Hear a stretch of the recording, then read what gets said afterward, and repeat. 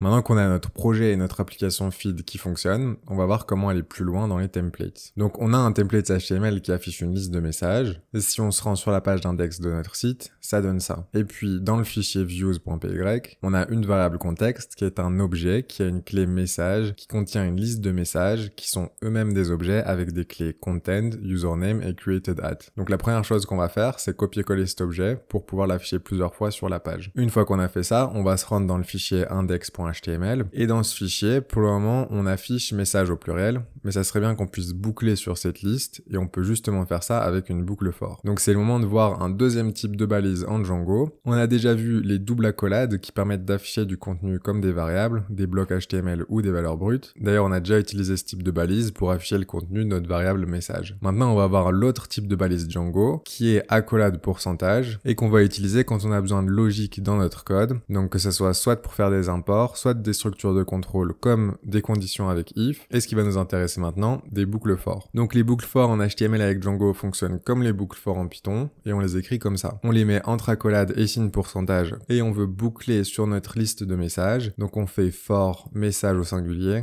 in, message au pluriel. Et puis petite spécificité, on doit fermer le bloc for avec la même structure accolade parenthèse, mais en écrivant end for. Et donc à l'intérieur de ce nouveau bloc qu'on a créé entre ces deux balises for et end for, on a maintenant accès à une nouvelle variable message au singulier, dont on peut afficher le contenu en utilisant les doubles accolades, et donc à chaque passage de la boucle, on affichera les différents éléments de notre liste. On va commencer par créer une div qui va servir de conteneur, et puis dedans, on aura 3 divs pour chacun des éléments, content, username et created at. Dans ces divs, on va afficher entre double accolades, donc message content pour le premier élément de l'objet, puis message.username, et finalement message.created at. Maintenant, on peut supprimer notre ancienne variable message au pluriel, si vous ne l'avez pas encore fait, qui se trouve au-dessus de notre fichier. Et quand on rafraîchit la page, on voit qu'on a les 3 messages qui s'écrivent les uns à la suite des autres, avec des retours à la ligne. Et là, c'est le moment de faire un peu de CSS pour mettre ça en forme. Donc le but, c'est pas de faire quelque chose de joli maintenant, c'est juste de pouvoir mieux s'y retrouver avec les différents objets et éléments qu'on affiche dans notre page avec Django. D'ailleurs, tant qu'on y est, si vous ne voulez pas vous prendre la tête avec cette partie front-end de Django, vous trouverez un lien vers les sources du projet en description de cette vidéo, et je vous mettrai un lien direct vers les fichiers HTML et CSS que je vais utiliser, comme ça vous pouvez simplement les copier-coller. Pour avoir un fichier CSS fonctionnel, on doit faire quelque chose de propre à Django, qui est la notion de fichier statique. Le dossier statique va nous permettre d'avoir des fichiers statiques comme du CSS, des fichiers JavaScript et des images. Donc pour faire ça, créez un nouveau dossier en faisant clic droit sur le dossier feed, faites créer un nouveau dossier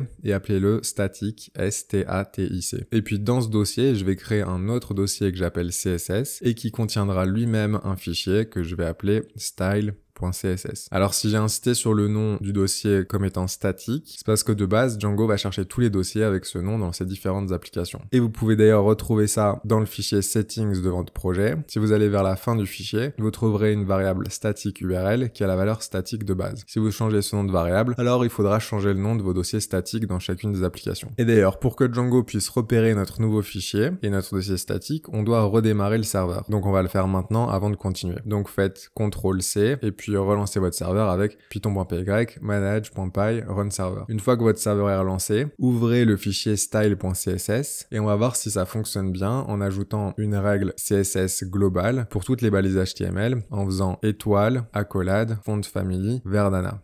D'ailleurs, je vais en profiter pour ouvrir ce fichier style.css à droite de mon IDE et avoir mon fichier HTML à gauche. Mais pour que ça fonctionne, on doit faire une dernière chose, qui est que dans le fichier HTML, on doit importer le fichier CSS. Et pour faire ça, on va utiliser une balise logique Django qui va permettre de charger le dossier statique. Donc, tout en haut de votre fichier, faites accolade pourcentage, load static. Et puis fermez en faisant pourcentage et accolade fermante. Et puis on va faire une balise link avec un attribut rel qu'on va mettre à stylesheet, un attribut type qu'on va mettre à text/css, et puis dans href, encore une fois, on va passer quelque chose de particulier à Django. On ouvre les doubles guillemets, puis on fait accolade pourcentage espace statique, espace simple accolade, et puis le chemin vers votre fichier style.css. Donc moi, ça va être css/style.css, et puis il faut fermer les simples guillemets, fermer la balise Django avec pourcentage accolade fermante, et puis les doubles guillemets pour la valeur de l'attribut href, et finalement notre balise HTML link. Donc maintenant, on peut rafraîchir la page et si tout a bien fonctionné, vous devrez voir une fonte différente qui est Verdana. Et vous pouvez vérifier ça en en sélectionnant du texte et puis en faisant clic droit, inspecter l'élément. Et là, dans vos attributs CSS, vous devriez voir Font Family Verdana. Maintenant qu'on a un dossier statique et un fichier CSS qui sont fonctionnels, on va voir comment on va afficher notre fil d'actualité. Dans la plupart des sites qui ont des fils d'actualité, on va souvent retrouver en haut une barre avec leur logo et 2-3 liens rapides pour se connecter par exemple. Puis au milieu de la page, on va avoir d'abord un encart pour créer un nouveau post,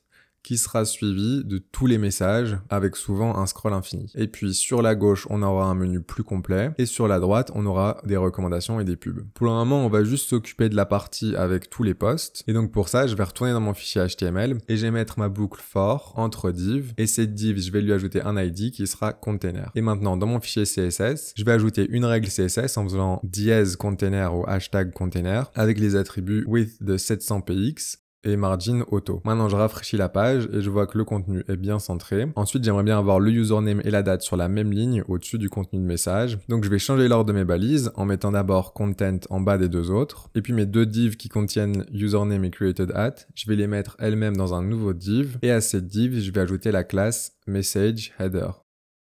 Je crée du style pour message header en lui donnant un attribut display à flex pour que ces enfants s'affichent sans retour à la ligne. Maintenant que c'est fait, je vais retourner dans mon fichier HTML et ajouter des noms de classes pour username, created at et content. Donc je vais faire class message username, class message created at et class message content. Et puis en CSS, je vais mettre pour message username une font weight à bold et un margin right de 0.5 rem pour avoir un peu d'espace entre le nom d'utilisateur et la date. Je vais aussi mettre message created at avec une couleur un peu moins sombre et donc je vais mettre color hashtag 42 42 42 et content avec une taille un peu plus élevée, disons 1.2 rem. Et puis je vais aussi un padding vertical pour content, donc je vais mettre 0.5 rem 0 par exemple. Rafraîchissons la page pour voir ce que ça donne. Ok, donc une dernière chose que j'aimerais faire, c'est séparer mes messages par des lignes verticales. Donc je vais utiliser une simple balise hr que je mets en fin de boucle. Là, elle est un peu trop sombre à mon goût, donc pour que ce soit un peu plus doux, je vais retourner dans mon fichier CSS et je vais lui ajouter une border top en faisant hr, border top, un px, solide, hashtag 84 84 84 avec une opacité de 10. Et voilà, c'est tout ce que je vais faire en CSS pour le moment. Le but, c'est pas de faire quelque chose de joli pour l'instant. C'est juste de pouvoir mieux s'y retrouver visuellement pour pouvoir continuer sur le projet. Et donc la prochaine étape, c'est de créer des objets en base de données grâce au modèle, plutôt que ce qu'on fait pour le moment, c'est-à-dire d'avoir dans views une variable en dur. Et c'est justement ce qu'on verra dans la prochaine vidéo qui s'affiche à l'écran.